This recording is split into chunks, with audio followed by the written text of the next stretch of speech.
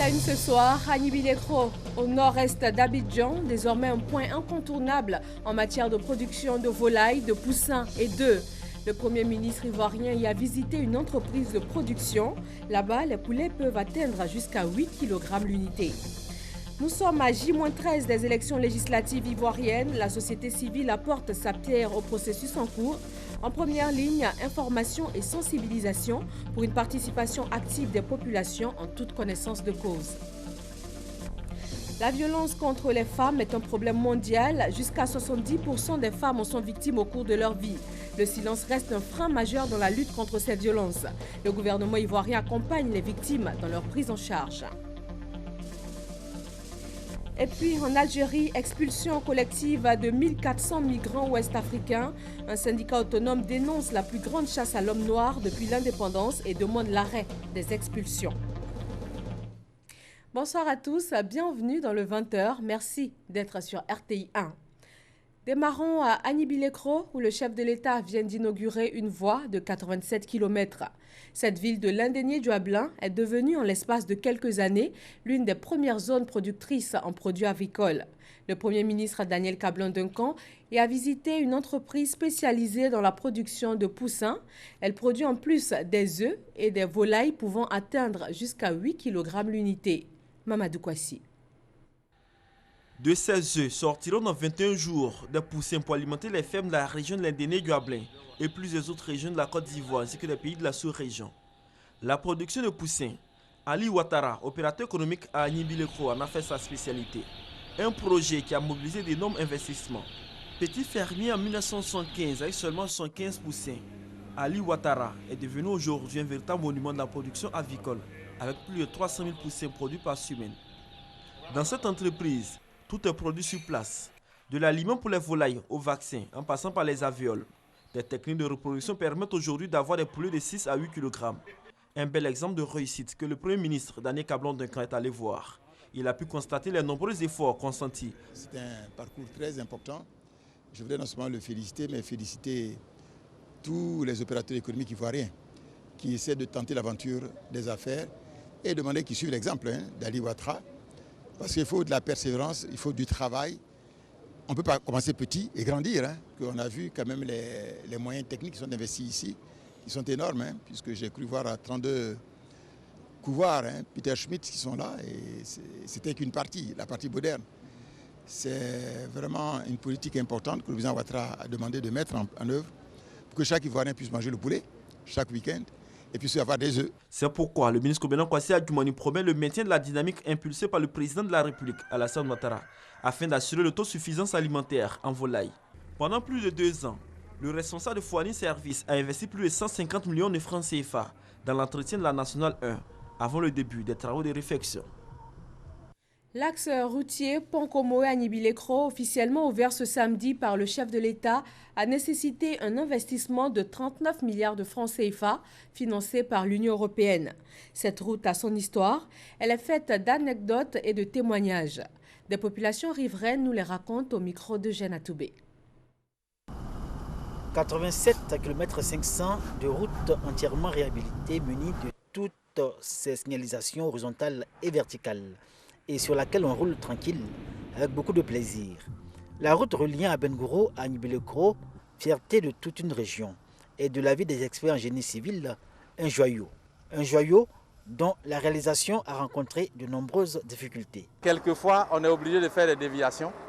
C'est principalement dans les zones de bas-fond où il y a des anciens petits ponts qui sont défectueux qu'il faut remplacer. Mais s'il s'avère qu'on prend une pluie ou les bas-fonds ne sont pas asséchés, ça pose beaucoup de difficultés techniques. Et le trafic aussi, il faut le maintenir en toute sécurité. L'axe Ponkomoé-Anibilekro a fait peau neuve. En réalité, une vieille route. Ce tronçon intègre une route construite dans les années 70 et classée route nationale. En 1983, elle subit un premier renforcement. Mais avec le temps, cette route va se dégrader progressivement jusqu'à l'extrême en 1998. Bon, au début, ce sont des petits nids de poules. Bon, en ce temps aussi, l'entretien routier a été privatisé. Donc, bon, n'a pas pu faire quelque chose de grand chose. Ça, c'est avant quand il y avait des machines, quand il y a un peu de nids de poules, liquide d'entretien, ça va boucher ces trous et puis ça passait. La nostalgie des travaux publics, comme pour dire que la dégradation de la route de l'Est est la conséquence du relâchement de son entretien. Depuis la privatisation du secteur entretien routier, le plus fort de l'application en Côte d'Ivoire, du programme d'ajustement structurel du secteur des transports publics. Ainsi, jusqu'en 2014, cela a eu pour effet l'atteinte du point d'achèvement de la dégradation de cette route à Bengourou à Nibileko. Cette même année, le second renforcement de cette route était annoncé. 2 entreprises, après appel d'offres, sont chargées d'exécuter les travaux. En février 2014, ces travaux peuvent commencer. Même les bruits des machines, ça ne nous a pas gênés. Nous tous, on savait qu'un jour, ça allait être terminé. Et aujourd'hui, voilà le résultat qui est le goudron. La route est propre. C'est la sensibilisation surtout au niveau de la population, le rapprochement des populations pour leur expliquer le bien fondé de l'action de l'État, voilà, dans la région. Voilà, et ça a été quand même bien pris, relayé aussi par les différentes autorités. Selon les calculs des experts, les travaux étaient prévus pour durer 26 mois. C'était sans compter avec les réalités liées à la construction de l'ouvrage. Une rallonge de 5 mois a été concédée aux entreprises contractantes jusqu'au mois d'août 2016. Voilà, trouver des zones d'emprunt pour apporter le bon matériau, faire la bonne exécution avec les différents essais des différents laboratoires de contrôle, voilà, pour nous attester au moins de la bonne tenue et l'importance quand même du sol en place. Donc il y a d'abord ce travail-là qui se fait en fondation, et ensuite nous avons eu le travail de la couche de base, voilà, qui a été en grave ciment, voilà, pour encore solidifier ce que nous avions, disons, apporté sur le support en fondation. Et après ça, maintenant, la couche de roulement, voilà, qui était de 5 cm, voilà, pour pouvoir supporter aussi les différentes charges et les repartir sur l'ensemble de la surface de chaussée. Il faut féliciter les autorités administratives et politiques de cette région qui ont pris à bras le corps tous les problèmes environnementaux des riverains pour que cette route se fasse. Les 2 entreprises qui étaient en groupement sont à la pointe de la réalisation routière, de la construction routière actuellement. Le bureau qui a contrôlé nous a donné un expert qui est aussi très pointu. On peut espérer que cette route-là va durer. De jour comme de nuit, la route Pont-Koumoua-Nibileko affiche toute sa majesté. La commande publique, un véritable catalyseur de croissance et un puissant moyen de lutte contre la pauvreté. La Banque mondiale veut lui donner toute son efficacité et la rendre beaucoup plus performante. L'objectif est de permettre que cette commande soit exécutée en toute transparence pour le mieux-être des populations ivoiriennes. Noé Niagno. Le tronçon routier Komoé à Nibileko, inauguré ce week-end par le président Alassane Ouattara. Une illustration de la commande publique avec pour objectif offrir à la population, donc aux usagers, un mieux-être. Pour cet opérateur économique du domaine de la volaille et ses dérivés, c'est une bouffée d'oxygène. Il est long de 87,5 km, son coût 41 milliards de francs CFA. Des commandes comme celle-là sont légion. Tenez, pour ce seul secteur routier, l'État a investi 2000 milliards. En 2015, ce sont au total 2265 appels d'offres qui ont été lancés, contre 1980 en 2014 et 1516 l'année d'avant. Le montant des marchés approuvés en 2015 s'élève à 996 milliards 541 millions de francs CFA. Comme on le voit, les montants sont élevés. Malheureusement, un mal guette la passation des marchés publics, la corruption.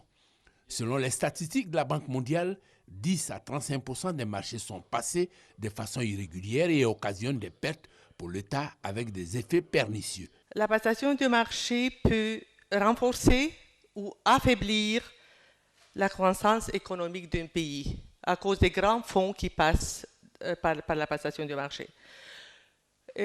Aussi, la passation de marché peut promouvoir un accès équitable à la commande publique ou peut favoriser le clientélisme. Corriger cet état de fait devient une exigence vitale. La Banque mondiale a décidé d'apporter sa pierre à la mise en place d'un nouveau concept. On passe d'une approche basée essentiellement sur la conformité à une approche basée sur performance et résultats. Un concept à propos pour le gouvernement ivoirien et pour cause. La saine gestion des marchés publics est aujourd'hui un critère pour évaluer les progrès nationaux en matière de bonne gouvernance, car les marchés publics exécutés à l'intérieur d'un cadre légal et réglementaire adéquat permet de soutenir les principes de transparence, d'efficience et d'efficacité. Pour cette efficacité, un programme en ligne de certification en passation des marchés est initié par la Banque mondiale à l'attention des acteurs des marchés publics de Côte d'Ivoire. Le top départ a été donné ce lundi par le ministre de l'économie numérique, Bruno Nabagné. Connaît. Ces marchés publics sont une véritable manne financière pour les petites et moyennes entreprises. Afin de garantir leur performance, l'Autorité nationale de régulation des marchés publics renforce leurs capacités, leur donne les armes et arguments pour bénéficier de la commande publique. Alvorassa. L'Autorité nationale de régulation des marchés publics veut demeurer aux côtés des petites et moyennes entreprises pour les rendre encore plus performantes. D'où ces jours de formation pour qu'elles contribuent au développement de la Côte d'Ivoire à leur niveau. Pour le président de l'Autorité nationale de régulation des marchés publics, Coulibaly Nonkarna, l'une des missions de la NRNP est la protection et la promotion des petites et moyennes entreprises, d'où cette formation. Il leur demande la pratique de la sous-traitance et de la co-traitance pour être encore plus efficace.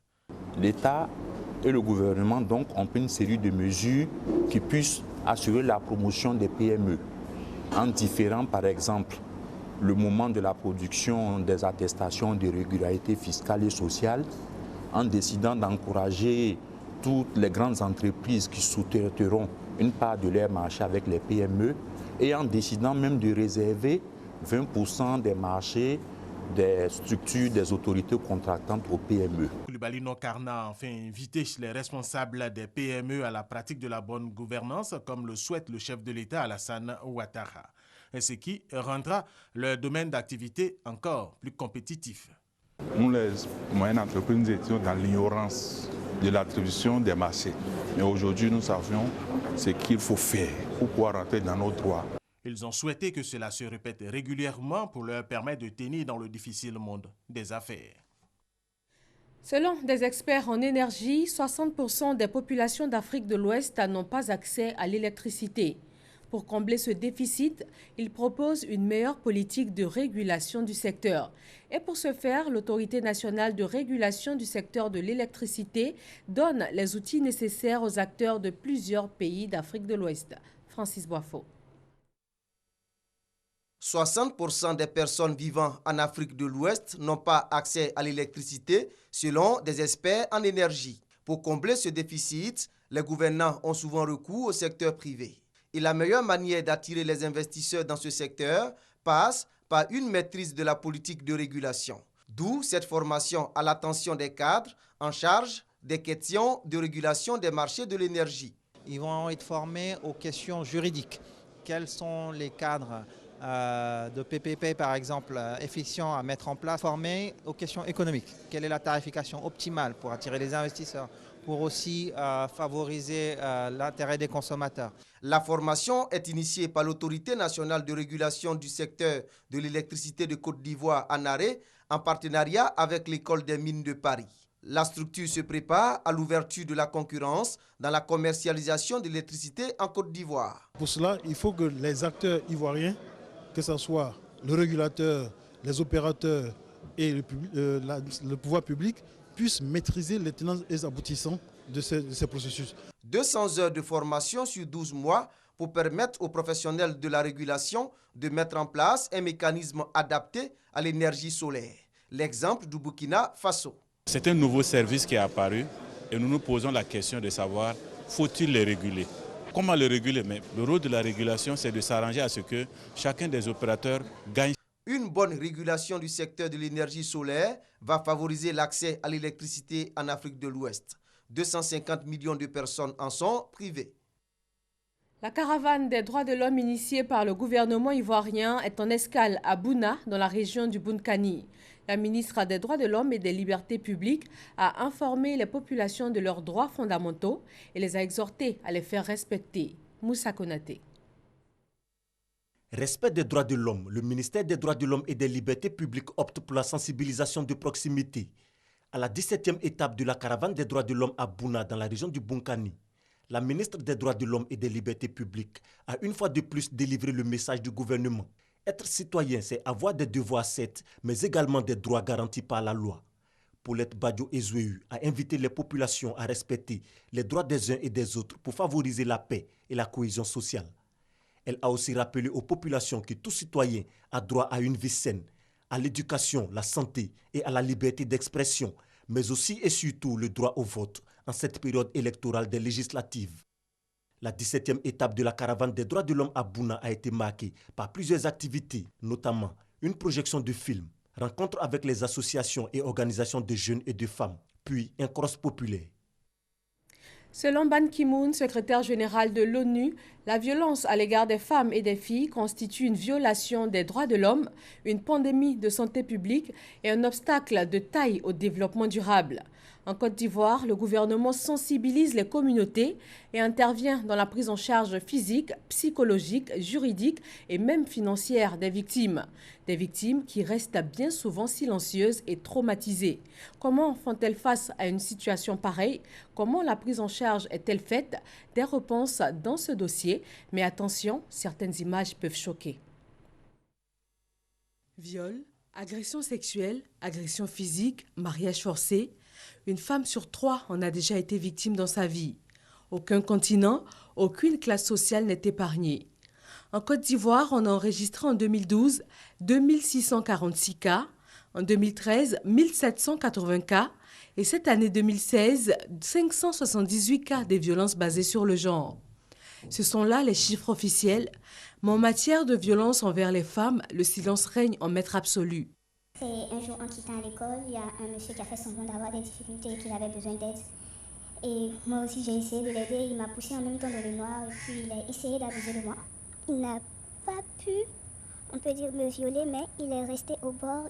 Il a quand même éjaculé. J'ai rien dit à personne. Bon, je sais pas pourquoi, de peur, j'avais peur et puis je sais pas, j'avais honte aussi. Et puis bon, j'ai pas voulu parler à quelqu'un de ce qui s'est passé. Mais malheureusement, quelques mois après, j'étais enceinte. Donc j'ai dû en parler à la famille et on a dû faire face.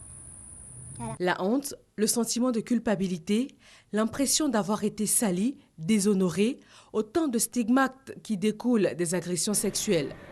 Les médecins qui reçoivent ces cas ont appris à les détecter même devant le silence de la victime.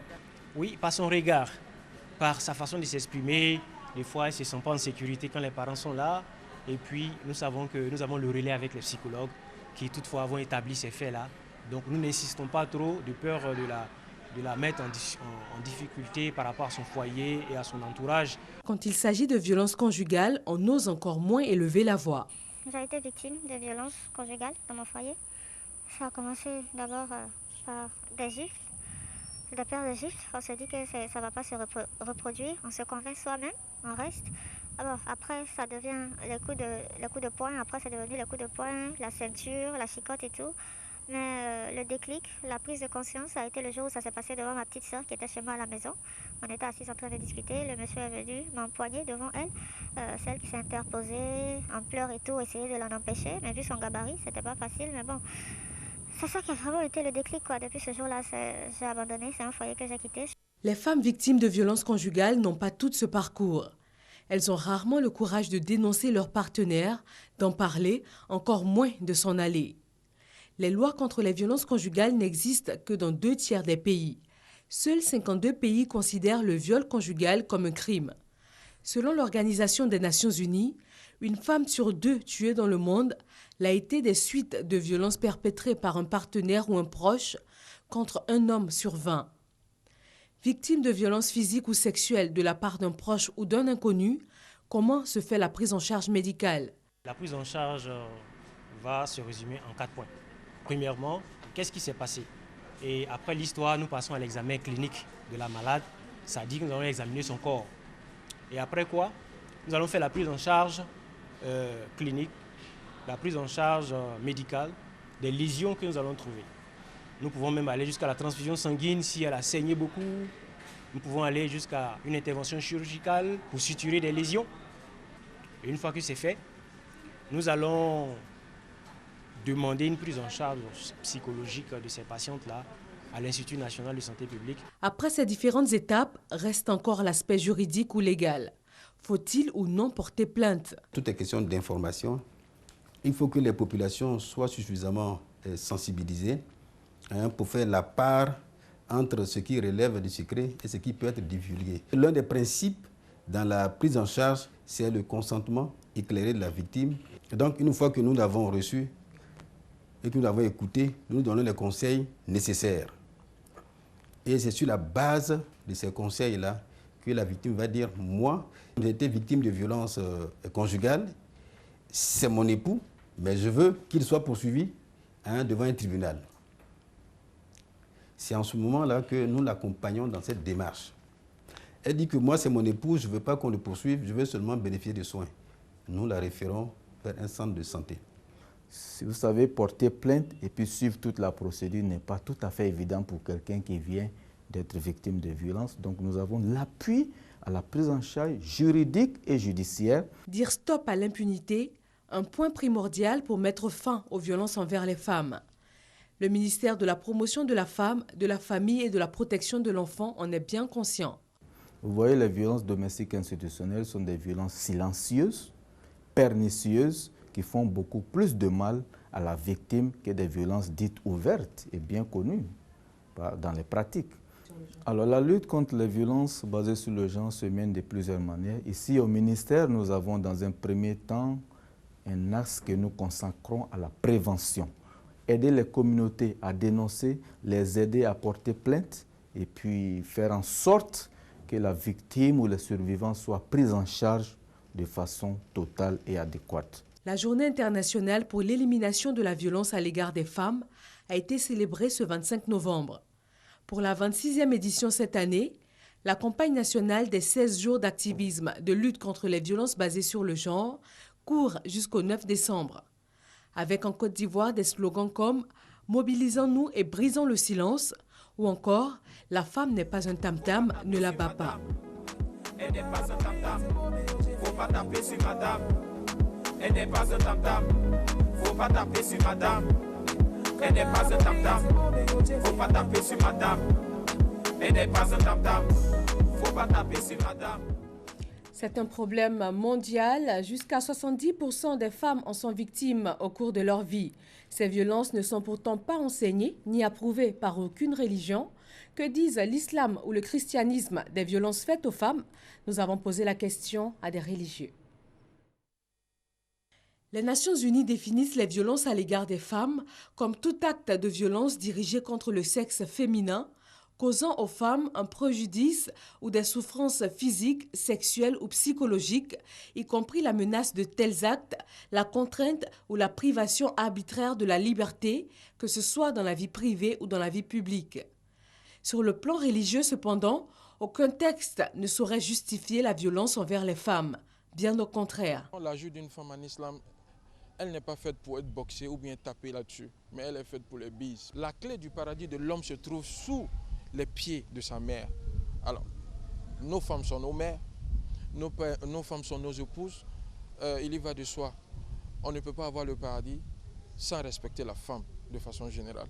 Dans la religion chrétienne également, la femme occupe une place de choix. L'Église interdit, l'Église condamne ces violences. N'oublions pas que dans le récit de la création, la femme est venue comme solution au problème de l'homme. La femme est venue comme remède au problème de l'homme. Je dirais de façon traditionnelle, comme un médicament.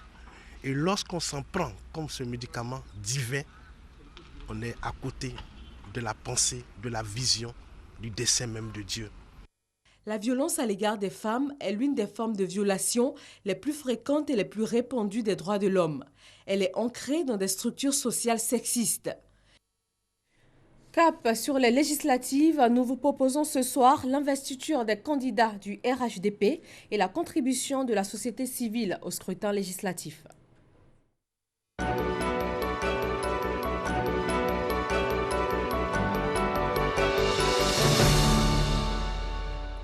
La société civile ivoirienne ne veut surtout pas rester en marge des législatives 2016. Elle entend contribuer par la sensibilisation à un scrutin transparent et apaisé. Alexis Ouedraogo. Madame Kei est coordonnatrice du WANEP en Côte d'Ivoire. Cette organisation de la société civile travaille sans coloration politique à distiller les notions de transparence et d'apaisement en période d'élection. Ce lundi, c'est l'heure de faire les cartons. L'organisation envoie ses hommes sur le terrain. Alors, ça va consister à déployer donc dans chaque localité, nous avons dit que nous en avons 26, dans chaque localité nous déployons 20 agents de sensibilisation qui vont faire de la sensibilisation de proximité, aller rencontrer les différentes communautés dans les marchés, dans les églises, dans les mosquées, dans les rues, et qui vont ensuite aussi faire de la sensibilisation de masse, dont nous allons organiser des animations publiques. Nous allons aussi faire de l'immersion dans les communautés, donc nous allons aller dans certains villages pour aller rencontrer les populations locales et pour échanger avec elles sur le processus électoral de façon générale. Donc, un message plus audible pour les populations. Avant le début de la campagne, il s'agit de les entretenir à maintenir un climat de paix. La société civile en général est vue comme une partie neutre dans tout processus et donc de façon générale, les populations sont plus inclines à nous écouter quand nous leur parlons. Le 18 décembre prochain, les Ivoiriens seront aux urnes. Ils choisiront leurs députés, un scrutin qui met en lice un peu plus d'1 millier de candidats à l'hémicycle.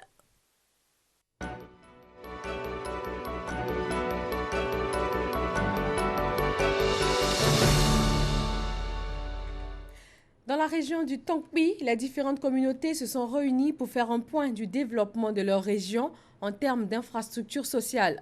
Elles ont des attentes, mais déjà, elles expriment leur reconnaissance au gouvernement ivoirien et au chef de l'État pour tout ce qui a été fait. F. Boué. Man, place de la Paix, ce samedi 3 décembre 2016, dans l'après-midi. Sous la trentaine de bâches installées se trouvent les populations de la région du Tonkpi, venues des 5 départements, Man, Danané, Zouaounien, Biankouma et Sipilou. Chefferies traditionnelles élus, cadres, femmes, jeunes. Tous ont répondu présents à l'invitation du député Siki Blomblez, rassemblés sur cette place pour un seul but: rendre hommage au président de la République pour ses actions de développement dans la région. Nous avons connu beaucoup de querelles, de palabres, la guerre, la paix commence à revenir grâce au président de la République. Une paix retrouvée et des actions de développement notables. Le président de la République a mis 7 milliards dans la ville de Man pour que l'eau soit transportée depuis le Nzo, c'est-à-dire à 35 km de Man pour la ville de Man. Et maintenant, l'eau est en train d'être prolongée vers Danané. Maple vient d'avoir son château. Le président vient de construire une université. Alassane, merci. Merci pour tout ce que tu es en train de faire. Remerciements pour des choses accomplies, mais les populations ont encore certaines attentes non moins importantes. Nous avons besoin de routes, nous avons besoin de ponts, nous avons besoin d'écoles. Mais déjà, il a fait beaucoup pour l'Ouest. Des demandes légitimes pour que la région du Tonkpi embarque dans le train de l'émergence en 2020. Et pour ce faire, la cohésion sociale et la paix doivent être maintenues. C'est là tout le sens des propos du préfet des régions, préfet de département de Man. Il a exhorté ses administrés à tout mettre en œuvre pour que les futures élections législatives se déroulent dans la paix avec zéro trouble. Et à moins de 2 semaines de ces élections législatives, les candidats du Rassemblement des Oufouettistes pour la démocratie et la paix, RHDP, ont été officiellement présentés ce lundi après-midi. Gabriel Zani pour le point de la cérémonie d'investiture. La machine du Rassemblement des Oufouettistes pour gagner les législatives est en marche. Ce lundi, à l'Hôtel Ivoire, les 248 candidats que compte le groupement politique ont été investis. Le RHDP poursuit sa marche dans le respect des valeurs oufouettistes, d'unité, de fraternité, de solidarité, de respect et de partage qui constituent le credo de notre organisation politique commune. Pour les législatives du 18 décembre, la volonté du RHDP est d'avoir un groupe parlementaire pour continuer de mettre en place les réformes et le programme du gouvernement. Les candidats doivent faire des choix judicieux dans leur campagne. C'est en cela qu'un manuel retraçant quelques consignes pour gagner les voix leur a été présenté. Comment argumenter lors de la campagne ? Tabler sur les acquis du bilan du président de la République, gérer les ressources humaines sont autant d'orientations fournies dans ce guide pratique. Pour nous, candidats du RHDP, il s'agit d'un véritable challenge. Dès maintenant, il s'impose à nous tous, candidats du RHDP, une obligation de résultat. Une cérémonie d'investiture qui se présente comme une rentrée des classes où les mots d'encouragement sont donnés par le professeur principal. Henri Konan Bédié, quoique absent, a livré son message de soutien au candidat par l'entremise d'Amadou Soumaoro. Je vous invite donc à rassembler autour de vous les coordinations RHDP de vos circonscriptions ainsi que les appareils locaux des partis membres de notre groupement politique. Je vous demande d'aller par Mont et par Vaux, de parcourir campements, quartiers, hameaux, villages et villes pour porter à nos concitoyens le message de l'espoir, le message de la paix, du dialogue, du vivre ensemble et de la réconciliation. À ces mots de soutien, quelques candidats réagissent. C'est une cérémonie de fraternité, de convivialité, mais en même temps, c'est une cérémonie aussi qui fait peser sur nos épaules la responsabilité que nous avons vis-à-vis non seulement de nos électeurs et électrices, mais vis-à-vis effectivement de nos partis politiques. Les responsables de ce groupement politique, depuis la base jusqu'au sommet, ont vu et reconnu mon savoir-faire et qu'ils me renouvellent leur confiance. Maintenant, il faut aller sur le terrain. Nous avons à mobiliser 400 000 électeurs, à les convaincre et à leur démontrer que le RHDP est une machine politique. Mais au-delà du fait que le RHDP est une machine politique, le RHDP est une machine de développement. Le RHDP veut faire une excellente campagne législative et glaner le plus de sièges à l'Assemblée nationale pour s'assurer de bien gouverner. Les dés sont jetés. Les candidats doivent maintenant investir le terrain. Actualité internationale, expulsion collective de 1400 migrants ouest-africains en cours en Algérie. Arrêtés dans la capitale, des centaines de personnes sont enfermées dans des camps. Un syndicat autonome a dénoncé la plus grande chasse à l'homme noir depuis l'indépendance et demandé l'arrêt des expulsions. C'était un secret de Polichinelle. Le Premier ministre français Manuel Valls a annoncé qu'il y a tout juste quelques heures sa candidature à la magistrature suprême. Il a par conséquent annoncé sa démission dès demain du gouvernement. Ce n'est donc pas une surprise. Manuel Valls donnait depuis plusieurs semaines déjà des signaux de sa volonté d'être candidat. Et puis un mot de sport football pour terminer. Coupe d'Afrique des Nations féminines. Le Nigeria remporte son 8e titre. Première sélection du continent au classement de la Confédération africaine de football. Les Super Falcons nigérianes ont confirmé leur suprématie avec déjà 7 titres de championne depuis la première édition de la CAN féminine en 2005. Merci de votre attention. La rédaction de RTI 1 souhaite à tous une très bonne fin de soirée.